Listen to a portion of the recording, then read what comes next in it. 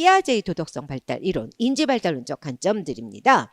자, 그럼 삐아제부터 시작을 하는데 일단 여러분들이 기본적 학습이 되어 있으니까 삐아제의 도덕성 발달 이론의 그 발달 단계가 나오기 위해서 삐아제가 사용한 게 면접, 인터뷰와 역시 이제 관찰을 썼는데 인터뷰는 뭐를 했죠? 도덕적 갈등 사태에서 아이들이 어떤 옳다 그렇다 판단을 했을 때 왜, why라고 하는 우리가 도덕적 추론, 우리가 도덕적 추론은 뭐라 그러냐면 moral reasoning이라고 합니다. moral reasoning. 왜 옳다고 판단하는가? 왜 도덕적으로 문제가 있다고 판단하는가 하는 도덕적 추론을 이용해서 그 답변 내용을 가지고 발달 단계를 제시하였다라고 보시면 되겠고요. 일단 4개의 단계가 있는데 저희하고 직접적으로 관련 있는 건 타율과 그 다음에 자율적 단계 이렇게 2개의 단계를 보면 되겠습니다. 자, 요 사례는 여러분들이 읽었다고 가정을 하고 우리 도덕성 발달 단계로 가면 무도덕 단계의 특징은 그렇죠. 규칙이나 질서에 대한 인식이 거의 없다. 어떻게 할 수 있냐? 아이들이 이런 규칙이라는 걸 이제 도덕으로 우리가 이제 삐아제는 보고 있기 때문에 이 규칙과 관련해서 아이들이 놀이나 게임을 할 때 규칙을 적용하느냐 안 하느냐 이걸 본 거죠. 네. 그래서 아이들이 놀이나 게임에 규칙이 거의 없는 걸 발견하게 됩니다. 자, 그 다음에 중요한 건 타율적 도덕성 단계 이거는 뭐 거의 외워야 한다. 네, 그래서 아이들이 이러한 전조잡기부터 일상활동, 놀이와 일상활동 속에서 규칙, 질서 또는 우리가 반드시 지켜야 하는 어떤 사회 정의로서 옳고 그름의 가치 판단 기준이 있다는 걸 깨닫고 이를 존중하고 준수하기 시작하더라라는 거예요. 그런데 아이들이 그러한 가치 판단, 도덕적 판단을 할 때 적용하는 특징이 있더라. 첫째, 흑백 논리다. 흑백 논리. 이건 뭐냐면 타인의 도덕적 행동 판단할 때 절대적으로 완전히 옳은 것 아니면 완전히 나쁜 것으로 판단하는 경향이 있다. 흑백 논리의 판단을 하더라라는 것이고, 그다음에 두 번째는 타율적이죠. 우리가 타율성이라고 하는 것은 이제 2가지의 의미를 가지고 있는데 한마디로 뭐예요? 외부적으로 부과되었다. 도덕, 규칙이라고 하는 것이 외부로부터 부과되었는데 누구로부터 부과되냐? 절대적 권위자가 부과한 거란 말이에요. 그렇기 때문에 여기서는 타율과 절대성이란 2가지 의미를 갖게 됩니다. 그리고 이렇게 타율적인 절대적 도덕성이기 때문에 아이들은 거기에 무조건 복종하는 것이 옳은 것이고 그것에 복종하지 않는 것을 나쁜 것으로 판단하는 경향이 있다는 것이죠. 그래서 흑백 논리가 적용을 하게 되는 것이고요. 그래서 전주잡기를 복종의 도덕성이라 하는 이유는 여기에 있는 거죠. 자, 어쨌든 제 생각에는 첫째, 타율적 또는 절대적 도덕성이다. 그리고 그렇기 때문에 흑백 논리에 의해서 절대적으로 옳은 것 또는 절대적으로 잘못된 것으로 판단을 하더라.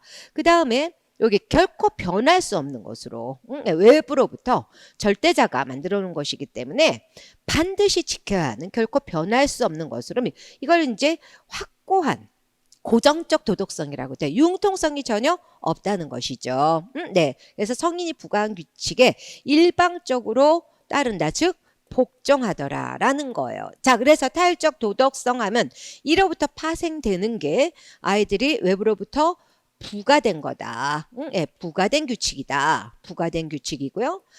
그렇기 때문에 이 규칙이 뭘 갖는다고?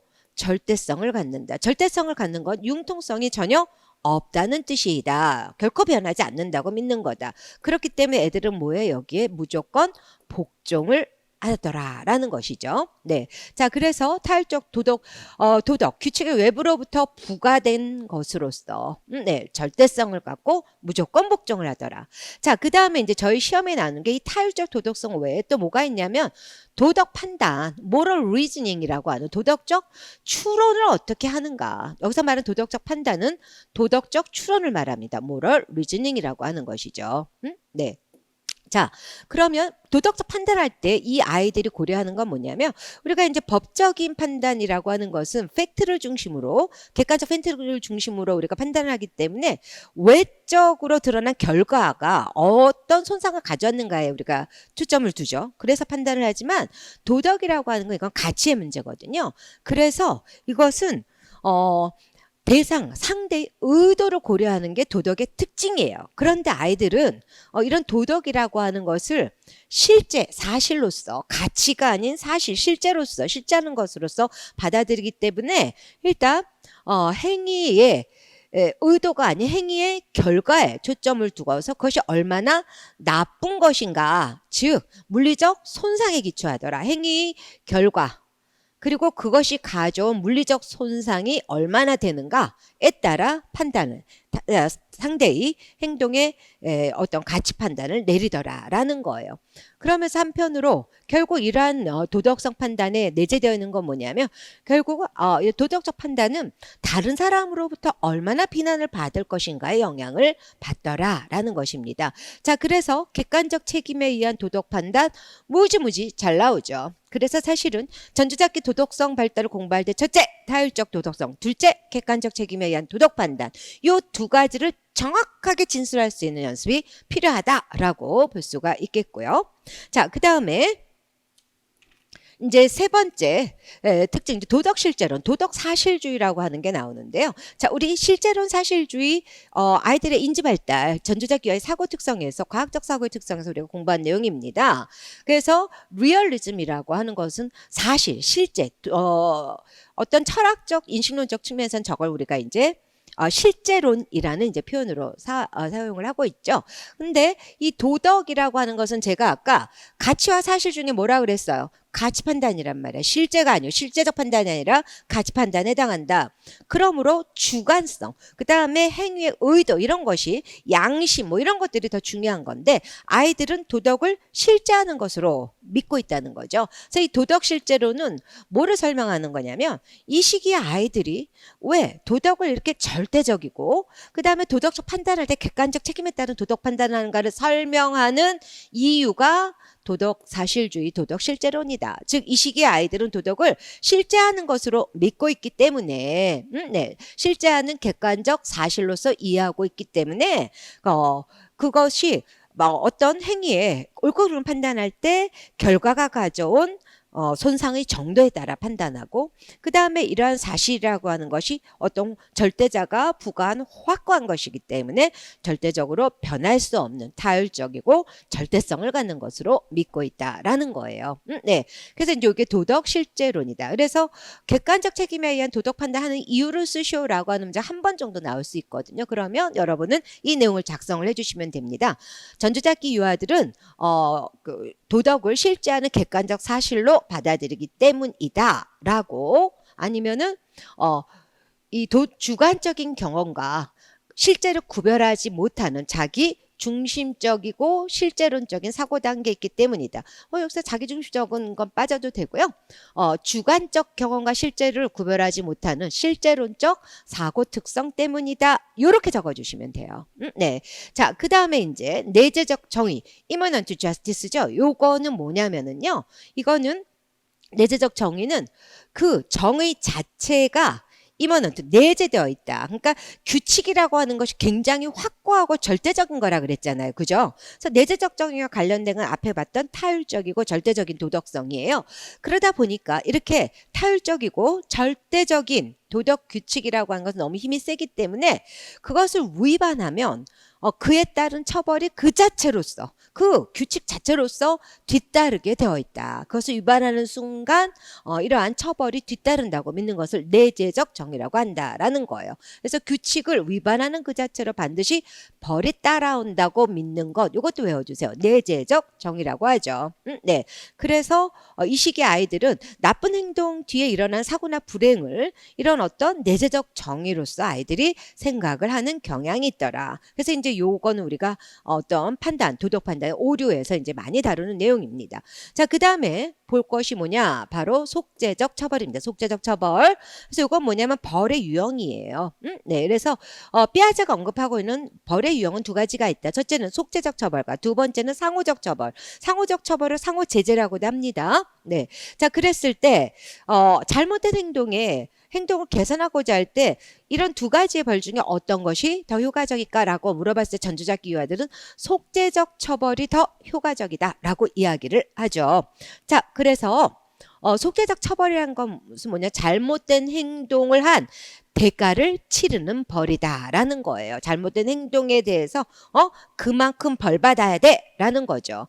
그래서 여기서 이 치르는 벌의 특징은 뭐냐면 금지된 행동의 본질과는 관련 없는 처벌을 준 게 이 특징이더라. 예를 들면 유리창을 깼는데 손바닥으로 엉덩이를 맞는 처벌을 받아야 한다거나 밖에 나가서 뭐 손을 들고 있어야 한다거나 이런 벌을 효과적이다라고 생각하는 게 바로 전조작기 유아들의 특성이죠. 우린 그거를 속죄적 처벌이라고 한다. 자, 속죄적 처벌의 특징은 뭐냐?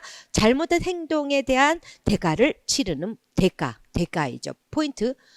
대가를 치르는 거다. 그런데 여기서 하나 알아야 될 건 근데 그 벌은 그쵸? 잘못된 행동과는 본질적으로 아무 관련이 없는 처벌을 주더라라는 것입니다. 자, 그래서 우리가요. 다시 이제 피아제 이론에서의 이 전조작기 단계의 특징을 조금 이따 한 번 더 정리하는데 첫째, 타율적 도덕성이다.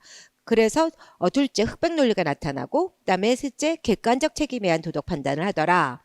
이런 이유는 도덕 실제론과 연관이 있고 그렇기 때문에 이 아이들은 내재적 정의를 믿고 있으며 속죄적 처벌이 효과적이다라고 이야기한다, 생각한다. 이렇게 기억을 해주시면 되겠고요.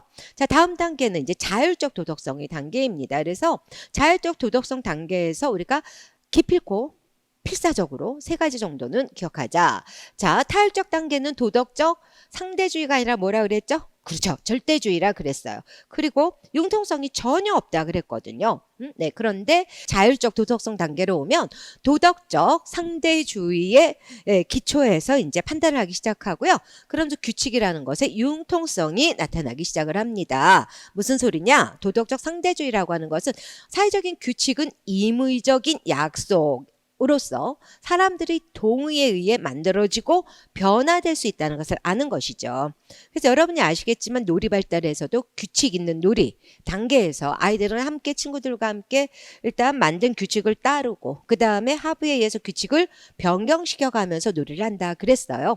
그래서 이때부터 아이들은 규칙이라고 하는 걸 사회적 계약, 즉 임의적인 약속으로서 사람들의 동의에 의해 만들어지고 변화될 수 있는 것임을 안다라는 거예요. 그리고 두 번째, 임의적인 약속이고 두 번째, 그렇기 때문에 상황에 따라 규칙은 지켜지지 않을 수도 있고 반드시 처벌받지 않을 수도 있다는 뭐가 나타나? 도덕적 융통성이 나타나더라 라는 거예요. 네, 자, 그래서 도덕적 상대주의의 특징을 두 가지 써라. 첫째, 임의적 약속이다. 둘째, 융통성을 갖는다. 이렇게 해서 기억을 해주시고, 자, 그 다음에 두 번째, 타인의 행동의 결과가 가진 물리적 손상 정도가 아닌 뭐를 따른다? 타인의 의도를 추론해서 옳고 그름을 판단하더라. 그래서 결과가 아닌 동기나 의도에 의한 사고가 이루어진다라는 것이죠. 그래서 사례 A와 B에서 나타난 도덕성 발달의 차이점을 또는 특징을 어떻게 다른지 그 특징을 비교하여 쓰시오. 뭐라고 나온다면 가장 많이 나올 수 있는 게 이 도덕적 상대주의에서 융통성 부분, 그다음에 타인의 의도 추론, 그래서 도덕 판단 이렇게. 첫째, 규칙을 어떻게 받아들이냐. 둘째, 타인의 행위에 대해 옳고 그름을 판단할 때 어떤 판단을 하냐. 이 두 가지로 물어볼 수 있겠다라는 거예요. 자, 그 다음에 벌도 전조작기에는 속죄적 처벌을 선호하지만 구체적 조적기로 오면은 상호적 벌 또는 상호 제재를 선호하더라. 즉 잘못된 행동을 개선하고자 할 때는 속죄적 처벌보다는 자신의 행동에 대한 반성적 사고가 이루어질 수 있는 왜 나빴는지를 인식하도록 도와주고 자신의 그 잘못을 아이가 복구할 수 있는 기회를 주는 상호적 벌을 더 효과적인 것이다 라고 이야기를 합니다. 즉 이제 규칙을 위반한다는 것이 무슨 뜻인지 이해하고 그것을 아이들이 다시 하지 않도록 하기 위해서 처벌 결과가 그 행동 자체에 맞춰짐으로써 이때부터 아이들은 자연적인 불행과 벌을 혼동하지 않게 된다라는 것이죠. 그래서 자연적인 불행과 벌을 혼동하는 건 무엇 때문이다? 그렇지, 아까 봤던 내재적 정의 때문이더라. 자, 그러면 상호적 벌의 예는 어떤 것들이 있겠어요? 그렇죠. 낙서를 했어요. 그죠? 낙서를 했으면 어떻게? 그 낙서를 다 지우도록 하는 거다. 그 다음에 친구의 뭐를 무너뜨리거나 깨뜨렸어요. 그럼 그거를 같이 싸웠거나 원래 상태가 될 수 있도록 같이 도와주도록 하는 이 방식들을 상호적 벌이에서, 상호적 벌에서 가장 중요한 건 아이가 받는 처벌이 그 아이의 잘못된 행동과 논리적으로 인과관계가 있어야 된다. 그러니까 아이의 행동과 벌이 논리적 인과관계가 반드시 성립돼야 된다. 이게 포인트가 되겠어요. 상호적 벌은. 아까는 어때요? 그쵸? 행동과 벌 사이에 인과관계가 없다 그랬어요. 근데 여기는 행동과 벌 사이에 논리적 인과관계가 성립하더라라는 것이고요. 자, 그 다음에 이제 이런 사회적인 권위와 또래에 대한 상호 존중성을 나타내기 위한 실제로는 자기중심성이 여전히 작동한다 그랬는데요. 요때 이제 평등성에 대한 개념을 살펴보면요. 무조건적 평등을 모두 다 똑같아야 돼라고 하는 또래와의 권위 관계에서 무조건 평등을 추구하는 게 특징이더라. 그렇게 이해하시면 되겠습니다.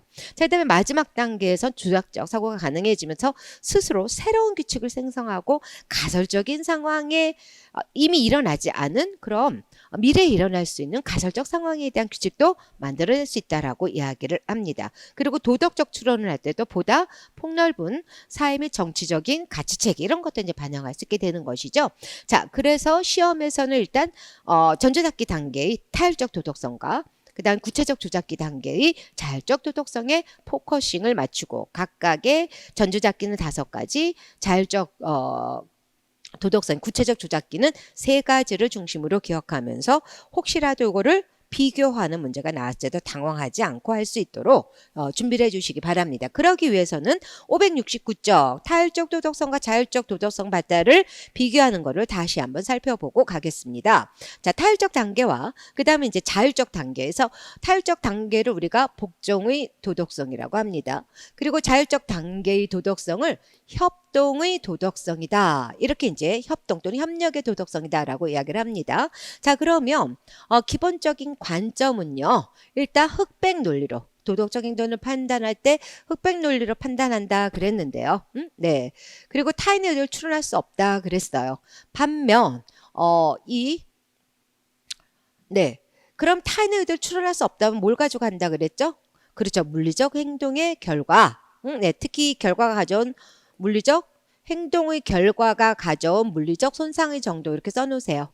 행동의 결과가 가져온 물리적 손상의 정도에 따라 판단하더라. 그럼 여기는 결과가 아닌 뭐를 고려해? 타인의 의도를 고려한 판단이다. 그 다음에 여기는 절대적인 아닌 하나의 견해 그 이상을 고려한다 그랬는데요. 그건 우리 규칙에서 보도록 하죠. 그래서 규칙에서 여기서는 절대적인 그 다음에 무조건 복종이 나타나잖아요.